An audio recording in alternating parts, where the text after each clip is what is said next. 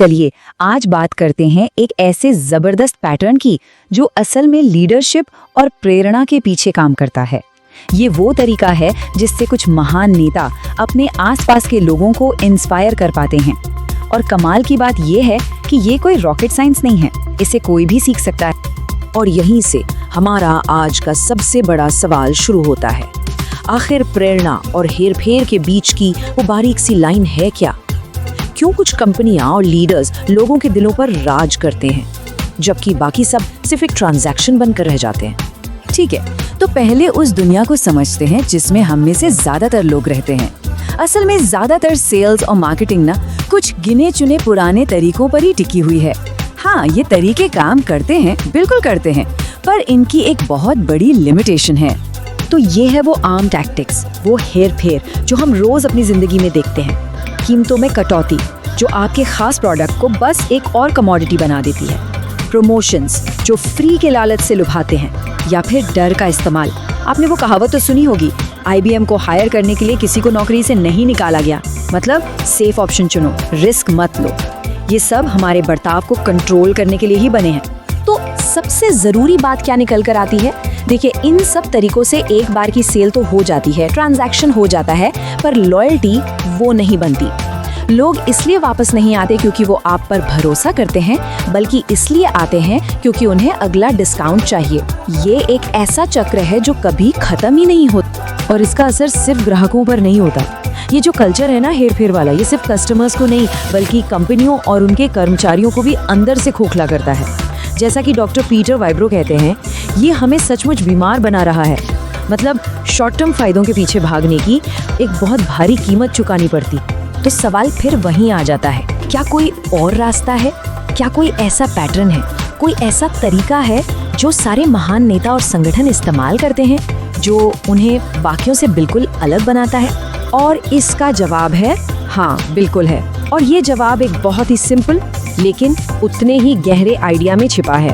एक ऐसा आइडिया जो बताता है कि जो लोग सच में इंस्पायर करते हैं वो बात कैसे करते हैं। चलिए इसे समझते हैं। इसे कहते हैं द गोल्डन सर्कल। देखिए, इसमें 3 सर्कल्स हैं, 3 परतें हैं। सबसे अंदर कोर में है क्यों, मतलब आपका मकसद, आपका विश्वास। बीच में है कैसे, वो खास तरीके जिनसे आप अपने क्यों को असलियत में बदलते हैं। और सबसे बाहर है क्या, यानी आपके काम का नतीजा, आपके प्रोडक्ट्स या सर्विसेज। अब देखिए, दुनिया में ज्यादातर लोग और ऑर्गेनाइजेशन बाहर से अंदर की तरफ बात करते हैं। वो सबसे पहले बताते हैं कि वो क्या करते हैं, फिर शायद ये बताएं कि वो इसे कैसे करते हैं, और बहुत कम ही अपने क्यों तक पहुंचते हैं। लेकिन जो सच में इंस्पायर करते हैं वो ठीक इसका उल्टा करते हैं। वो हमेशा अंदर से बाहर की ओर बात करते हैं। वो हमेशा क्यों से शुरुआत करते हैं। और सुनिए, ये सिर्फ कोई अच्छी लगने वाली मार्केटिंग की थियरी नहीं है, इसके पीछे सॉलिड बायोलॉजी है। असल में ये गोल्डन सर्कल सीधे सीधे हमारे दिमाग के स्ट्रक्चर से जुड़ा हुआ है। अगर हम इंसान के दिमाग का क्रॉस सेक्शन देखें तो ये गोल्डन सर्कल पर एकदम परफेक्टली मैप होता है। बाहर का क्या हमारे नियोकॉर्टेक्स से मेल खाता है, और अंदर का क्यों और कैसे हमारे लिम्बिक सिस्टम से। हमारा नियोकॉर्टेक्स यानी दिमाग का सबसे बाहरी हिस्सा तर्क, विश्लेषण और भाषा को संभालता है। यही है क्या वाला हिस्सा, मतलब ये वो हिस्सा है जो सारे फैक्ट्स, फिगर्स, फीचर्स, इन सबको प्रोसेस करता है और चीजों को समझने में मदद करता है। लेकिन हमारा लिम्बिक ब्रेन, जो दिमाग का अंदरूनी हिस्सा है, वो हमारी सारी भावनाओं जैसे विश्वास और वफादारी को कंट्रोल करता है। यही हमारे सारे बर्ताव और फैसलों के पीछे की असली ताकत है। और मजे की बात यह है कि दिमाग के इस हिस्से के पास भाषा की कोई शक्ति नहीं होती। यही वजह है कि हम अक्सर गट फीलिंग की बात करते हैं या कहते हैं बस ये फैसला सही लग रहा है। तो इसका सीधा सा मतलब ये है, जब कोई अपने वाई से कम्युनिकेशन शुरू करता है तो वो सीधे दिमाग के उस हिस्से से बात कर रहा होता है जो असल में सारे डिसीजन लेता है। ये तर्क और आंकड़ों से आगे बढ़कर सीधा हमारी भावनाओं को छूता है, और वफादारी वो यहीं से जन्म लेती है। तो होता क्या है, जब कोई अपना वाई बिल्कुल साफ कर देता है तो वो उन लोगों को अट्रैक्ट करता है जो उसी चीज में विश्वास रखते हैं, और यहीं से एक मूवमेंट, एक आंदोलन की नींव रखी जाती है। इसे समझने के लिए law of diffusion of innovation को देखते हैं। ये जो बेल कर्व है ना, ये दिखाता है कि कोई भी नया आइडिया या प्रोडक्ट सोसाइटी में फैलता कैसे है। इसकी शुरुआत होती है कुछ इनोवेटर्स से और फिर ये धीरे धीरे अर्ली अडॉप्टर्स से होते हुए बहुमत तक पहुंचता है।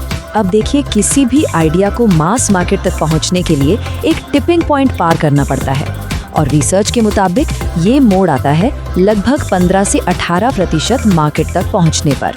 मतलब गोल ये नहीं होना चाहिए कि सबको बेचा जाए, नहीं, गोल होना चाहिए उन इनोवेटर्स और अर्ली अडॉप्टर्स को कैप्चर करना जो आपके वाई में बिलीव करते हैं। ये वो लोग हैं जो आपके विचार को आगे लेकर जाएंगे और बहुमत अपने आप खिंचा चलाएगा। लेकिन यहाँ एक चेतावनी भी है, एक खतरा भी है। जब कोई ऑर्गेनाइजेशन बहुत ज़्यादा सक्सेसफुल हो जाता है ना, तब उसके सामने सबसे बड़ी चुनौती आती है। एक ऐसी चुनौती जो उसके होने के असली मकसद को ही खतरे में डाल सकती है। सुनने में ये थोड़ा अजीब लग सकता है, लेकिन सच यही है कि किसी भी संगठन के लिए सबसे बड़ी चुनौती उसकी अपनी सफलता ही होती है। जैसे जैसे कोई कंपनी बड़ी होती जाती है, अंदर ही अंदर कुछ बहुत ज़रूरी चीज़ बदलने लगती है। देखिए, जब कोई कंपनी शुरू होती है तो उसके फाउंडर का वाई एकदम क्रिस्टल क्लियर होता है और व्हाट यानी बिजनेस छोटा होता है। पर जैसे जैसे संगठन बढ़ता है, उसका व्हाट मतलब रेवेन्यू, प्रॉफिट और दूसरे आंकड़े बड़े होने लगते हैं और धीरे धीरे इन मेजरेबल चीज़ों पर, इन मेट्रिक्स पर फोकस इतना बढ़ जाता है कि वो जो इनटैंजिबल वाई था वो धुंधला होने लगता है। इसी को स्प्लिट कहते हैं। संस्थापक का जो जुनून और मकसद था वो धीरे धीरे स्प्रेडशीट्स और रिपोर्ट्स में खो जाता है। संगठन ये भूलने लगता है कि ये सब कुछ शुरू ही क्यों हुआ था। अब वो इंस्पायर नहीं करते, बस मैनेज करते हैं और इस तरह जो चीज़ कभी खास थी वो बस एक और आम कंपनी बनकर रह जाती है। ये सब हमें एक बहुत ही ज़रूरी सवाल पर लाके खड़ा कर देता है। हर संगठन को पता होता है कि वो क्या करता है, कुछ को ये भी पता होता है कि वो कैसे करते हैं, लेकिन बहुत बहुत कम ही ये साफ साफ बता पाते हैं कि वो ऐसा क्यों करते हैं।